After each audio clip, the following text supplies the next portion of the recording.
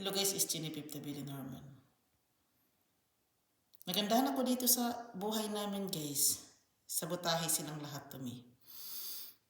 Akala nila bobo ako.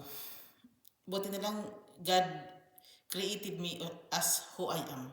Kasi masaya eh. Nasayahan talaga ako dito guys. Gym namin guys. Tapos inatak-atak nila. Yung model pa naman babae. Inatak-atak nila, tingnan mo. Tapos anong problema, anong complaints? Wala, yung bulaklak ko ang nagbida-bida dyan. Umida na talaga yung mga tanim ko. Hindi sila nagtanim niyan ha. Ako talaga nagtanim niyan. I observe that itong gym pa lang na ito, malaki siya ha.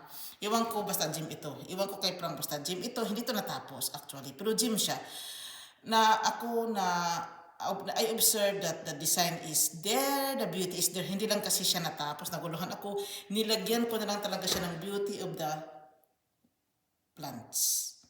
Matalino tayo eh. Basta Pilipino, matalino tayo. Huwag kayong mag-alala, yung model babae talaga siya. Pero ayoko yung katawan niya na parang pandalaki, ayoko. Yung akin lang, yung bumili na talaga yung plants ko. Naging ano sila, gwardiya dyan. Guys, dito na lang ako. Maraming salamat. Bye.